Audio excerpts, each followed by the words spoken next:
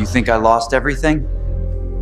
No, you just gave me permission to destroy you. Strap yourself in, because what unfolded that night wasn't ordinary office drama or the petty squabbles of corporate politics. No, what happened bordered on apocalyptic, an implosion so spectacular it left scorch marks across the very foundation of the company I helped build. For 7 grueling years, Richardson Tech wasn't just my workplace. It was my second home, my proving ground, and in many ways my personal creation. I was the one who crafted the company's entire digital nervous system. The security layers, the server architecture, the routing protocols, the compliance infrastructure, all of it bore my fingerprints. Every late-night line of code, every bleary-eyed morning debugging session, every system audit that kept regulators pacified, that was me. I carried this company's technological skeleton on my back, piece by piece, until it could stand tall enough to call itself an industry contender. And it wasn't just a job, it was family. Marcus Richardson, the founder and CEO, wasn't just the man signing my checks. He was my father-in-law. I foolishly believed that marrying his daughter Emma meant I was part of something permanent, protected, enduring. That, being bound by blood, or at least by law, would give me a stake that no quarterly downturn or power struggle could touch.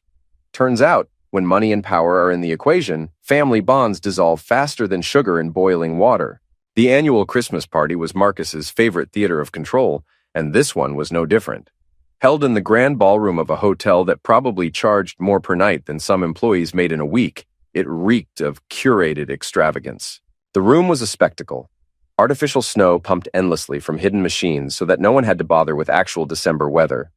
A 20-foot Douglas fir, dragged halfway across the continent for the occasion, stood like a monument to excess, and a crystal chandelier glittered overhead, dangling like the sword of Damocles over the heads of 200 people, too dazzled or too scared to question the absurdity. Marcus thrived in this setting. This was his Colosseum, and we were his audience. He relished playing the part of benevolent emperor, doling out gifts, raises, and promotions like an Ivy League Santa Claus, with a taste for drama and control. Emma looked breathtaking that night in her silver cocktail dress, the fabric catching the light every time she moved. She was laughing with her sister Katie by the dessert station, the glow of the twinkling lights framing them like they were stars of the evening. Katie, ever the showboat, threw her head back when she laughed, loud, theatrical, desperate to be seen. It was less a laugh and more a performance, as though she were constantly auditioning for some rom-com scene nobody had written yet. They were both nearing 30, but in that moment, giggling together, they seemed like teenagers discovering their charm for the first time. Then Marcus took the stage. His deep, commanding voice rolled over the room like thunder, demanding attention.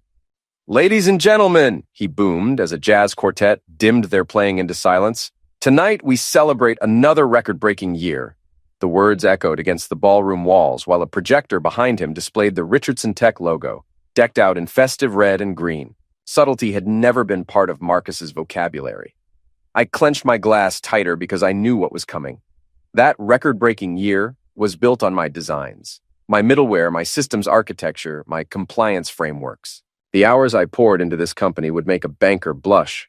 My sacrifice bought this success, and here he was, standing at the helm, taking a bow for work he didn't understand and could never have executed.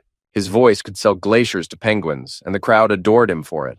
Then came the main performance. Katie was called to the stage, and Marcus unleashed his syrup-coated speech about family values. That phrase, family values, was his favorite shield and weapon. To him, it meant nothing more than being born into his bloodline and smiling pretty for the cameras.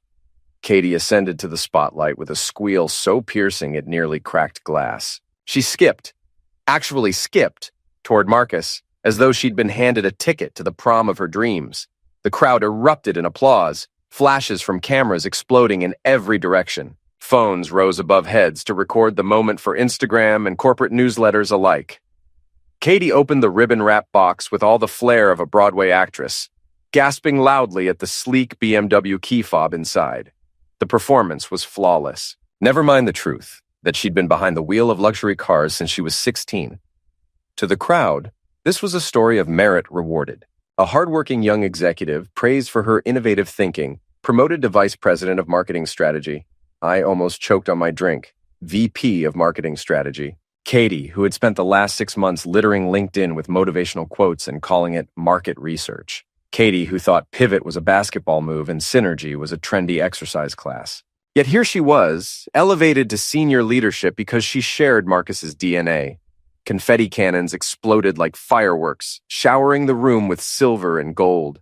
Streamers clung to tuxedos and dresses, landing in drinks and desserts. A piece shaped like a star floated down into my whiskey sour. I plucked it out and flicked it to the floor, where it joined thousands of others carpeting the marble in a glittering display of corporate theater. Across the ballroom, Emma's eyes found mine. She gave me that look, the one that was equal parts warning and plea. Don't ruin this moment. Don't embarrass me. Be happy for Katie. I raised my glass in a mock toast, forcing a smile. Because what else could I do? Stand up and announce that this record year was the direct result of my bloodshot eyes and empty coffee cups? Should I have unrolled my resume, recited the patents filed under my name, and reminded the crowd that Richardson Tech's technological backbone wouldn't exist without me? That's when Marcus looked at me, really looked at me. His smile curved slowly, spreading with the precision of oil slicking across water. It was carnivory, cold, calculated. And in that moment, I felt a chill settle into my gut, sharper than the Arctic air blasting from the overworked vents above. But wait, Marcus said, his tone slipping into the false charm of a game show host. There's one more gift to give tonight. The entire crowd turned their attention toward me. Conversation stopped mid-sentence. Even the servers, balancing silver trays of champagne and hors d'oeuvres, froze like statues sensing danger. The shift was palpable.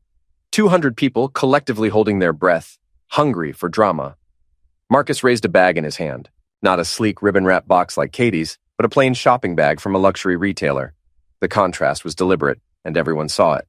"Come on up here, son," he called, his voice dripping with just enough mockery to make the word son cut through me like a blade. The walk to the stage felt endless, like moving through molasses. Whispers buzzed in the air around me, fragments of pity and anticipation. Poor guy. Finally! Saw it coming. Half the room knew exactly what was happening before I did, which should have been my first warning sign. This wasn't spontaneous. This spectacle had been rehearsed. When I reached the stage, Marcus extended the bag with a flourish. From the back of the room, it might have looked generous. Up close, it felt like a loaded weapon placed in my hands. "Go on," he urged, his smile never faltering, his eyes glinting with cruel delight. 200 pairs of eyes pressed in closer, eager, expectant, savoring the scene. They weren't watching a celebration. They were witnessing an execution dressed in glitter and champagne. Inside the bag, I found a crisp $2 bill resting neatly on top of black cotton folded with near-military precision. My hands moved slowly, almost ceremonially, as I lifted the shirt free and shook it loose. The fabric unfurled like a banner, revealing stark white block letters that screamed across the chest as though painted in neon. Recently unemployed. For a fraction of a second, the room went silent. And then it hit. The laughter started in the back corner, small and sharp, before rippling forward like a tidal wave gathering speed. It rolled across marble floors and ricocheted off crystal chandeliers, each echo growing louder, crueler, more merciless. It was the kind of laughter that feeds on itself, building into something monstrous. Even the jazz quartet faltered, their instruments lowering as they watched the unfolding spectacle, unwilling to soundtrack this grotesque corporate comedy show. The sound was unbearable, but Emma's laugh cut the deepest. Not because it was the loudest, though it certainly carried, but because of what came next. She reached out, patted me on the chest like one might reward a dog for a trick, and smiled wide enough for 20 nearby people to see. "Oh, honey," she said, her voice dripping amusement. "You should have seen your face." That broke something inside me. 200 sets of eyes picked me apart like vultures circling a carcass, dissecting every twitch of my expression. Their laughter wasn't just noise. It was shattering glass, cutting sharp, lodging deep. Marcus stood on stage, his smile spreading with the calm triumph of a chess master who'd orchestrated this finale months in advance. Katie giggled behind her hand, clutching her new car keys as though the joke was just another punchline in her perfect evening. The smart move, the expected move, would have been to play along, toss out some quip, shrug it off, make a self-deprecating joke about finally having time for fishing, or how Emma wouldn't be able to complain about me working late anymore. Turn humiliation into crowd-pleasing humor, give them what they wanted, and limp away with whatever scraps of dignity were left. But I didn't give them that satisfaction. Instead, I folded the shirt with the same careful precision Marcus's assistants had probably used to stage this entire farce. I placed it back into the bag, closed the top slowly, and drew in a breath that burned like swallowing glass shards. "Thank you," I said. My voice carried just enough for the whole room to hear. Calm, even, sincere, almost too sincere. "This is exactly what I needed." The laughter stumbled. It didn't die completely, but it faltered, tripped on itself, confused. Marcus's smile flickered just for a second, like a faulty light switch sputtering in the dark, because my gratitude wasn't part of his script. He had planned for rage, humiliation, maybe tears. He hadn't planned for me to thank him. I turned and walked away, each step deliberate, the sound of my shoes striking marble louder than the applause for Katie had been.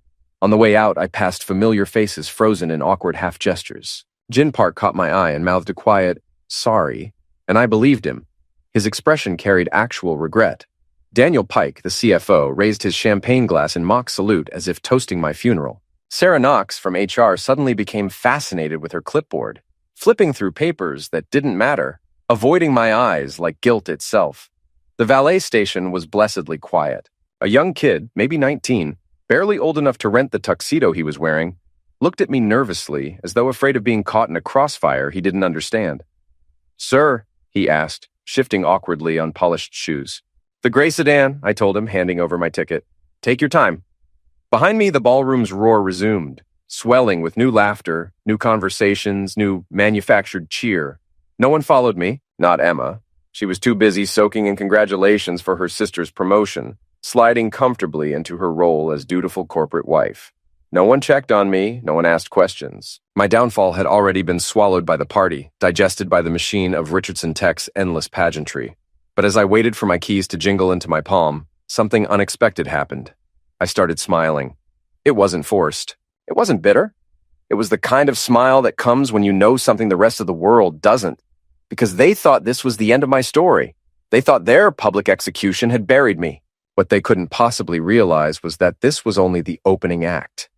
What Marcus Richardson was about to learn, what all of them were about to learn, was that their disposable son-in-law had been preparing his own endgame for a long, long time. For 18 months, I'd been quietly filing patents under my own name. Every submission was perfectly legal, perfectly documented, handled by the same intellectual property firm that managed Richardson's work. They kept clients sealed in separate silos to prevent conflicts of interest. Ironically, that very structure made my independence invisible. They had no clue about North Star Systems, the modest LLC I had registered in a forgotten part of town. From the outside, it looked like a failing startup, just a brick building with peeling paint, cracked asphalt in the parking lot, weeds pushing stubbornly through broken concrete. A flickering streetlight buzzed outside like it hadn't been replaced since the Clinton years. But behind those tired walls lived servers humming with quiet intensity, machinery that contained enough digital dynamite to gut Richardson Tech from the inside out. They didn't know about the back doors, what I called eliminate switches, that I had embedded in every mission-critical system. They looked like standard administrative pathways, the kind of thing any IT team would glance at and dismiss. But they were more than that. They were my insurance policy, hidden levers that gave me control if the company ever tried to cut me loose. Most importantly, they didn't know about the federal logistics contract, the golden prize Marcus flaunted as proof of Richardson Tech's rise into government contracting royalty. That contract depended entirely on my compliance audit engine, a system they were only borrowing on a temporary license. A license set to expire at midnight on December 31st. Unless Richardson met a series of strict payment and security requirements they had been casually ignoring for 6 months, the entire deal would collapse under its own weight. I had documented every violation with the precision of a lawyer building a case. That night, as I steered my sedan toward the shabby brick building I now thought of as headquarters, I felt alive in a way I hadn't in years. The glow of streetlights smeared across my windshield. My phone buzzed nonstop with texts from the party. Daniel Pike sending a martini emoji paired with a crying, laughing face. Sarah Knox's attempt at sympathy with a thinking of you message, and prayer hands, junior engineers sending variations of dude, brutal, or sorry, man.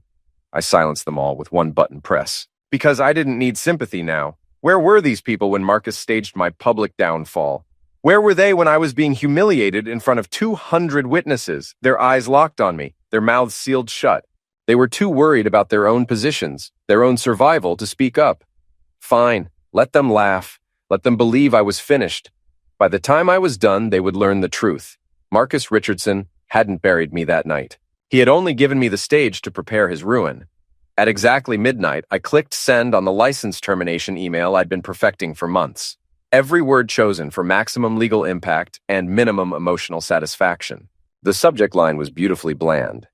Notice of license termination due to covenant breach. Somewhere across the city, Marcus's phone was lighting up with automated alerts from systems he probably didn't even know existed. Security protocols failing, database connections timing out, the compliance audit engine that kept his precious federal contract valid going dark like someone had pulled the plug on his corporate life support. Miguel Santos from TechVantage Labs had been quietly recruiting me for months with offers that would make grown men weep. His text came through at 12:01 a.m. Weather looks clear. Our old college code phrase meaning all signatures were in place, legal documents filed, chess pieces positioned for checkmate. The beauty of being underestimated is that it gives you room to maneuver. While Marcus was busy playing CEO and Emma was shopping for designer handbags, I'd been building something they didn't even know existed. Something clean, something legal, something that would make tonight's party trick look like amateur hour. The next morning felt like Christmas, and the Super Bowl rolled into one beautiful, career-destroying package. Bloomberg ran breaking news before most people had their coffee. Richardson Tech facing compliance crisis following sudden software license revocations. Their stock was halted pending investigation into what federal officials described as potential non-compliance with security protocols required for government contracts. But wait, it got better. Harper Reid's investigative piece on Daniel Pike ran that same morning, front page of the business section. She'd been circling Daniel like a shark that smelled blood but couldn't locate the source. The documentation package I'd provided her was Christmas morning for investigative journalists. Travel expenses that would make Saudi princes blush. Vendor contracts with shell companies existing only on paper. Email chains showing Daniel pressuring suppliers into marketing rebates that looked suspiciously like kickbacks when you actually did the math. My personal favorite was his daughter's private school tuition being written off as executive education expenses, because apparently advanced finger painting at Manhattan Prep Academy was crucial to Richardson's corporate strategy. The Securities and Exchange Commission announced a preliminary inquiry within hours. Martha Stewart went to prison for less. My phone exploded with panic texts from the Richardson corporate family. Gin Park, emergency board meeting in 1 hour. Systems degrading. Marcus screaming at IT about turning things off and on again. Some random engineer. Everything's falling apart. Half the servers throwing error messages. Database connections failing. Even Sarah from HR. Marcus screaming, Daniel sweating bullets, Katie locked in her office crying. Katie crying. The same Katie who'd squealed with delight over her unearned BMW was now realizing that jokes have consequences when you're dealing with someone who knows where all the digital bodies are buried. Emma finally texted around noon. What did you do? I stared at her message for 10 minutes, typing and deleting responses. Everything from detailed explanations of patent law to simple statements about what happens when you treat talent like it's disposable and assume loyalty means stupidity. I went with the truth. I stopped letting people laugh while standing on my work. Marcus called at exactly noon because apparently, even in the middle of corporate meltdowns, the man still believed in power lunch timing. His voice had that dangerous quiet quality rich people use when they're trying not to scream at the help in public. You come here now, he said, not bothering with pleasantries or basic human decency. Just a direct command from the lord of the manor to his rebellious peasant. No, I said, and the silence that followed was so complete I could practically hear his brain short-circuiting. But I'll meet you in the lobby in an hour. Bring your lawyer. The lobby meeting was absolutely beautiful. Priya Patel, my intellectual property lawyer, arrived looking like the kind of attorney who charged $400 an hour and earned every penny through pure competence and calculated ruthlessness. She carried documentation that could end Marcus's career and probably his legacy. Marcus showed up with his own legal team, 3 guys in identical suits who looked like they'd been cloned in some corporate law laboratory. Behind them shuffled Daniel Pike, looking like a man who'd spent the morning getting acquainted with federal investigators and their pointed questions about creative accounting practices. This is what's going to happen, Marcus started, trying to project authority that worked on board members and government contractors. You're going to undo whatever technical tantrum you threw last night. We'll pretend this never happened, and maybe we'll discuss bringing you back at reduced salary. Reduced salary. His entire company was circling the drain, Federal investigators were probably setting up camp in his CFO's office, and he was still trying to negotiate from a position of strength he absolutely didn't have. Counteroffer, I said, opening Priya's folder and laying out documents like dealing cards in a poker game where I held all the aces. Patent applications, license agreements, payment default notices, security breach reports I'd been filing for months while they ignored every recommendation, cease and desist orders that had already been served. The paper trail was so complete, it could have been used as evidence in business school about how not to manage intellectual property relationships. Marcus's face went through about 15 different colors before settling on a shade of pale that matched the marble floors, where his employees had laughed at my humiliation just 18 hours earlier. That's when Katie stumbled in, mascara smudged like she'd been crying for hours, looking like a kid who'd just learned that actions have consequences in the real world. "Can't you just make this go away?" she pleaded, and the desperation in her voice was almost enough to make me feel sorry for her. Almost. "Make what go away, Katie? The patents I filed legally? The contracts your father breached systematically? The federal investigation into Daniel's creative bookkeeping? Or just the fact that your family thought you could humiliate me in front of 200 people and I'd keep building your empire for free?" Emma appeared behind them like a ghost at her own funeral, still wearing that silver dress from the party, because apparently crisis management didn't require costume changes. Her arms were folded across her chest in that defensive posture she used when she knew she was wrong, but wasn't ready to admit it. "We're family," Marcus tried one more time, like magic words that would undo 18 months of careful legal preparation and documented covenant breaches. "No," I said, standing up from the marble bench where they'd probably imagined I'd beg for forgiveness and promise to make their problems disappear. "We're not. Family doesn't hand out unemployment notices as party favors. Family doesn't laugh while you destroy someone's career for entertainment." I walked toward the exit while they stood there in their expensive clothes and inherited power, finally understanding that some bridges can't be rebuilt after you've burned them yourself with corporate napalm and public humiliation. Tech Vantage Labs turned out to be everything Richardson Tech pretended to be. Actual innovation instead of inherited mediocrity. Real teamwork instead of nepotistic circle idiots where qualifications mattered less than DNA. Leadership that understood the difference between taking credit and earning it through actual work instead of executive vision and strategic alignment. Miguel gave me a corner office with windows that actually opened, a development team that didn't need their hands held every 5 minutes, and the kind of budget that made Richardson's penny pinching look like exactly what it was: rich people being cheap with other people's talent. My first hire was Gin Park because loyalty deserves to be rewarded when it actually goes both directions. I offered him a signing bonus that was more than Richardson had given him in annual raises over 3 years, plus equity in projects he'd actually be building instead of just maintaining while executives took credit. Jin took one look at the offer sheet and started laughing. The good kind of laughter, not the cruel kind I'd been subjected to at Marcus's party. "You know they're calling you Lucifer over there," Jin told me during his first week. "Sarah from HR keeps talking about how you betrayed the family trust." Family trust. Right. Because trusting your family not to publicly humiliate you was apparently too much to ask, but expecting you to keep building their empire after they treated you like garbage was just natural family dynamics. We started a helpline for smaller vendors who'd been getting squeezed by Daniel's kickback schemes, companies forced to choose between paying bribes disguised as marketing fees or losing their Richardson contracts entirely.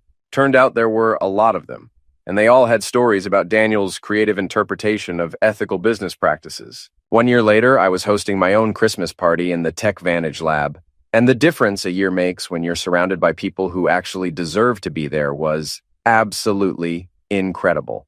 Miguel brought his grandmother's tamale recipe, not some catered nonsense from a company that charged by the fancy napkin. Jen had somehow managed to rig the coffee machine to dispense hot chocolate because apparently being a networking genius also made you a beverage wizard. Priya showed up with champagne that cost more than most people's car payments. And Harper Reed brought her journalism award because she was genuinely proud of it and wanted to share the moment with people who'd helped make it possible. Even Mrs. Rossi from my apartment building's cafe had joined us, carrying a tray of her legendary cannoli and complaining in thick Brooklyn accent about how we were all too skinny. That's when the breaking news alert cut through our conversation like a knife through wrapping paper. Richardson Tech to be acquired in distress sale following year-long compliance crisis and federal investigation. Stock down 73% from pre-crisis highs. The room went quiet except for server hums and Miguel's barely suppressed snort of laughter. On screen, they were showing file footage of the Richardson building. Same glass tower where I'd spent 7 years building other people's dreams while they planned my destruction. Catastrophic dependency on revoked intellectual property licenses, the anchor was saying, reading from notes like delivering someone's obituary. Regulatory penalties have frozen the company's federal contracting pipeline, while ongoing SEC investigations into financial irregularities have spooked investors and triggered multiple shareholder lawsuits. My phone buzzed with a group text to the old Richardson family thread I'd forgotten to leave because, honestly, I'd been too busy succeeding to remember they existed. Marcus had written, "Turn on the news." I pictured them sitting in that marble atrium where they'd laughed at my expense 12 months ago. Same floor now, reflecting gray faces as they watched their empire get sold off piece by piece to pay for Marcus's mistakes and Daniel's legal fees. Same chandelier that had sparkled above their cruel laughter now lighting up their corporate funeral. The tiny $2 bill sat framed on my desk, Marcus's joke gift that had become my favorite reminder of exactly how much I was worth to people who thought net worth was the only worth that mattered. That wrinkled piece of legal tender had watched me build something real, something mine, something nobody could take away with a gift bag and a smirk. Miguel raised his champagne in a toast that felt nothing like Daniel Pike's mocking gesture from that awful night. To building things that last. Everyone clinked glasses while TV analysts dissected Richardson's collapse with surgical precision. Harper was grinning like she just won the lottery. You know what the best part is? They're using your patents as case studies in business schools now. How to protect intellectual property in corporate partnerships. You're literally teaching the next generation how not to get screwed, Mrs. Rossi patted my shoulder with flour-dusted hands and said something in Italian that definitely translated to, "Good for you, kid." She'd never understood exactly what I did for a living, but she understood the difference between people who worked for what they had and people who just expected it to be handed to them. I didn't need their applause anymore. Didn't need Marcus's approval or Emma's validation or Katie's fake friendship. I had something infinitely better. A team that respected my work, a future I'd built with my own hands, and the satisfaction of knowing they'd finally learned what value actually looks like.